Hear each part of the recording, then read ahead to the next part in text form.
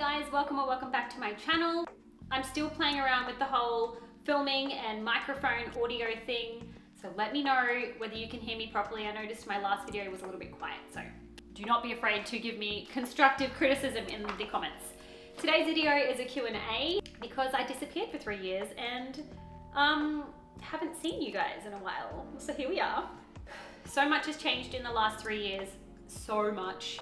I put a question box out on Instagram. I will link my Instagram down below. If you don't follow me, go follow me over there. I also went through the comment section on the last couple of videos that I posted just to grab some comments out of the comment section. Specifically on Instagram, I got quite a lot of questions. So here we go, let's jump into it. I'm just gonna shut up and answer the questions that you guys have. First question is, are you still married and why did you go MIA? Yes, I am still married. Luke and I are still together. It's been, God, how long has it been? I think we've been together for 6 years now, 6 or 7 years. I think this year it'll be 7 years. 18, 19, 20, 21, 22, 23, 24, 25, yeah. In August this year, we will have been together for 7 years. Why did I go MIA? There were multiple reasons I went MIA. The first one, I think, being my mental health. I was just not coping having like really young children at home and then trying to balance raising the kids and like past traumas and then trying to figure out how I'm feeling useful to the household when I wasn't working at the time. Trying to balance like my mental health and staying healthy, maintaining a marriage, being a mother, like all of the things that just is life basically. I was struggling with a bit, and then to add YouTube and like filming and editing on top of it, I think was just a bit much. So that was just one of the reasons that I took a step back and went MIA. I'm gonna adjust so that you guys can see me a little bit better. Hang on. Is that better? That looks better. Let's go with that. Another reason I went MIA is just to kind of readjust and recalibrate my thoughts and opinions surrounding sharing family content on YouTube, because at the time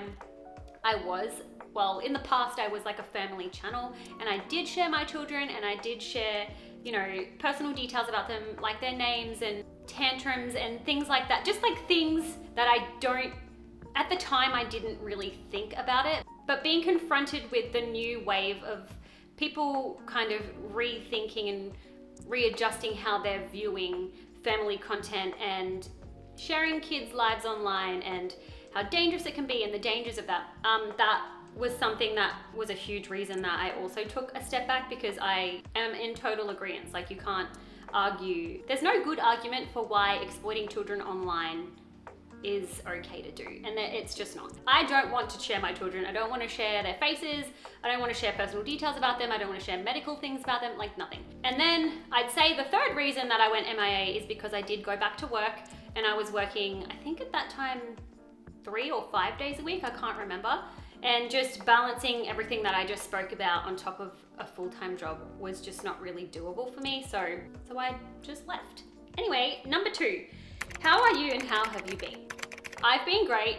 The last few years has been a steady increase of my mental health. I think that has a lot to do with the fact that my kids are getting older and I really struggled in the toddler years. Like the newborn stage, in my opinion, has got nothing on the toddler years. The toddler years, like, I swear I almost didn't survive. But my children are all in school now, so they're a little bit older and they're a little bit more independent. And so that leaves more space for me to do things for myself, because as a mother, as if you are a mother or a parent or a dad or whatever, you know that you kind of give your all and your heart and your soul and just like every space that you have within yourself to your children to like give them the best life. I find that I did that anyway, to my own detriment and probably to the detriment of my children as well, because I wasn't looking after myself. I was not feeding myself properly. I was not doing anything for myself outside of motherhood. I just wasn't. So now that my kids are a little bit older and they're more independent and they're in school, I'm doing more things for myself. I'm meal planning for myself. I'm cooking meals for myself every single week. I'm going to the gym. I'm prioritizing me and my mental health while my kids are at school, because I can do that, because I have that time during the day. So all in all, I've been great. Are you still working? I am technically still working. I work casually for my dad's company. He owns a chemical manufacturing company, like a cleaning chemical manufacturing company. I'm fortunate enough to get all of my cleaning chemicals for free through work, which I'm very grateful for, because that's expensive in Australia. Like, it's expensive. If you're buying dishwasher tablets and like to run your dishwasher in Australia, I don't know if it's the same overseas, but it's so expensive to buy dishwasher like pods here. So I'm very grateful to get all that stuff free through work. I was working 5 days a week when Edie was in kindy, just to pay for kindy, because kindy's, I think it was, at one point we were paying like $800 a week or something just to have her in kindy. And at that point it was purely just for my mental health because I was really struggling being a stay-at-home mum. Now that she's in school and we're not paying for her to be in kindy, I can cut my hours back at work. I cut back at the beginning of the year to 3 days a week. I was only working Tuesdays, Wednesdays, and Thursdays. And then I said I'll just reevaluate how I feel about that. Like I said, I'm extremely lucky and grateful that I can do that at work. I get to pick and choose my hours. Unlimited freedom basically. And I understand that I'm very lucky to have that. Not very many people have that. So I'm very grateful for that. But Luke got a promotion. He actually got 2 promotions very recently at work, which has allowed me to cut back even further down to 1 day. So I'm doing 1 day a week at work at the moment. And then, like I said, Luke just very recently got another promotion. So we're going to see where that takes his pay and then reevaluate from there. Like I said, going back to work was something I had to do for me, for my mental health. Everybody's different. I don't judge mums for working. I don't judge mums for staying home. Like everybody just has to do what's right for their family. And at that point in my life, working was what was honestly keeping me alive. So I went back to work and now it's making more sense for me to cut back, especially considering I'm doing a lot more in the household. I've taken on a lot more responsibility in the way of, I'm not buying as many like prepackaged foods and things for the kids. I'm making things from scratch a lot more these days for their lunch boxes, and I'm baking a lot more, and I'm just like in the house doing mum. So, and I'm really enjoying that. So I've cut back to 1 day a week, and then depending on Luke's pay packet that he gets for this new promotion that he's got at work, I may even just cut work altogether. We'll see. But that also obviously gives me more time to film and edit videos during the day while the kids are at school, which is what I'm doing today. New tattoo tour. Oh, I like that one. I don't know whether to do a separate video for that. I don't know if you can tell, but I've got a bunch of new tattoos. I may be addicted. I may have a problem. Is there tattoo rehab? Is that a thing?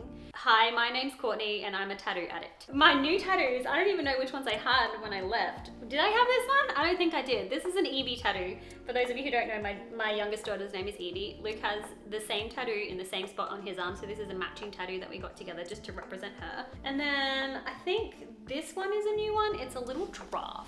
It's so cute. It's one of my favorites. Look how stinking cute it is. That is a tattoo from my best friend. We've been friends since grade 6 or 8 for a very long time.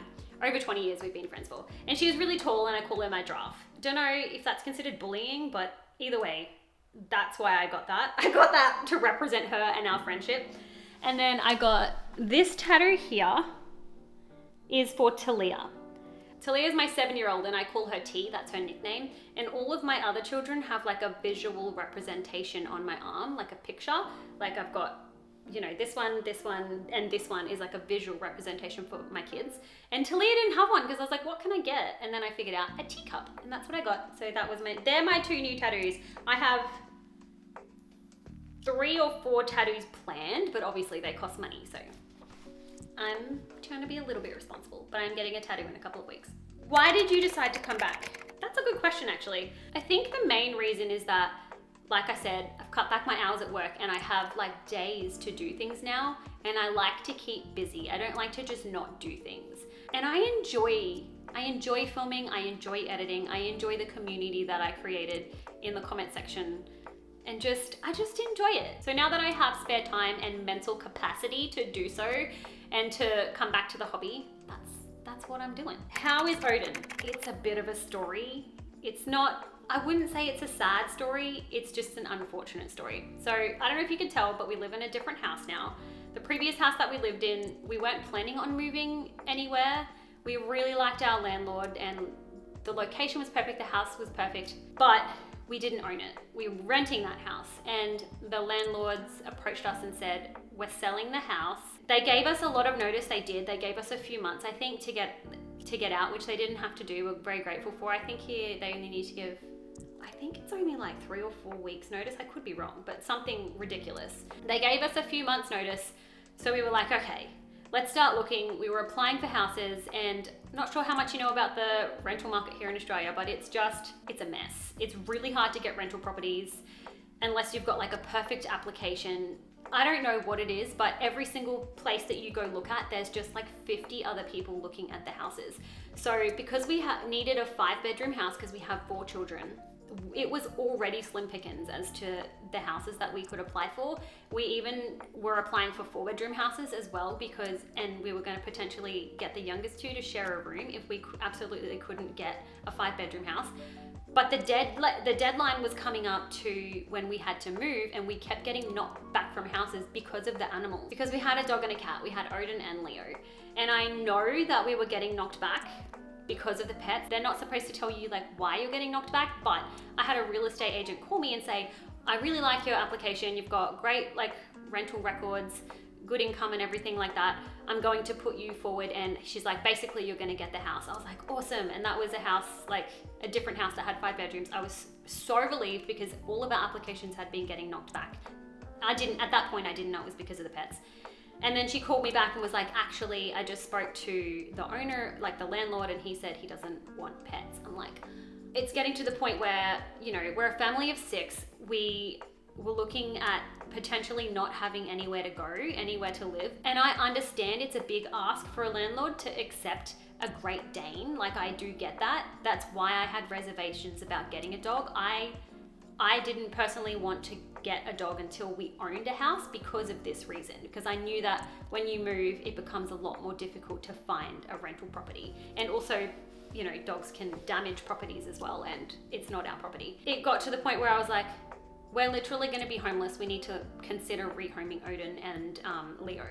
And that's what we ended up having to do, unfortunately. We ended up finding Odin a really good home. He has a girlfriend. He lives on acreage. He has he has a Great Dane girlfriend. Like, the people who adopted him from us already had a female Great Dane. He has a little girlfriend. He's got company. He's got acreage, and from the videos they sent us after we adopted him, he looks so much happier. He has so much more space. He's got a little friend, whereas we didn't have another dog for him to play with. So Odin's good, but we don't have him anymore, unfortunately. And that's the update on Odin. I'm not planning on getting any more pets. I don't want to go through that again.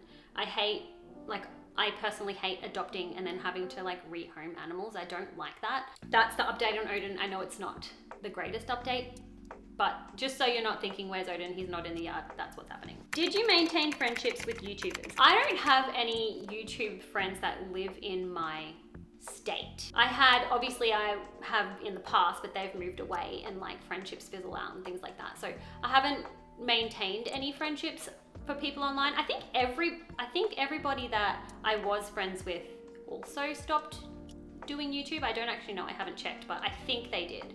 Would message every now and then just stopped. You know what I mean? Like how friendships just like fizzle out sometimes. So I don't have any YouTuber friendships. I've got like personal friendships that I've had for years that are outside of YouTube, and that's all I need. Honestly, I really struggle to make new friends, especially as a parent, as a mother.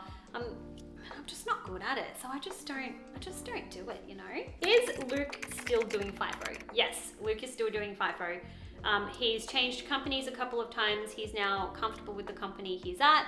It's a very good, big mining company. So that's very exciting. I'm really grateful for FIFO. The lifestyle works for us. We love the lifestyle. Obviously, the money's good. We do have a family of 6 to support, so we need like a good family income. And I'm so grateful that we can have that with one income, and then I can really focus on like homemaking and being a mother and being present for my kids, being able to drop them off to school and pick them up from school and drive them to extracurricular activities and things like that, and just be there rather than have to be like, I'm working, I can't do that because I've got work today or whatever. So I am extremely grateful for that. FIFO is definitely a lifestyle. It's not for everybody, but it works really well for our family. Thank you for watching my Q&A video. Those were the most frequently asked questions when I put the poll out. If you have any other questions, feel free to ask me in the comments down below and I will try and respond to every single one of them. My posting schedule moving forward, I'm going to aim for 2 videos a week. So look out for those videos. Thank you so much for those of you who have stuck around, and thank you for those of you who are new and have subscribed. I really, really appreciate it. My content here is subpar. I'm not gonna sugarcoat it. I don't have an aesthetically pleasing home. I don't stage things to look, I don't have the energy, you know? It just is what you get, what you get. You see, what you see is what you get. And if you don't like it, that's okay. That's fine, it's not for everybody. But anyway, thanks for watching, and I'll see you guys in the next video. Bye!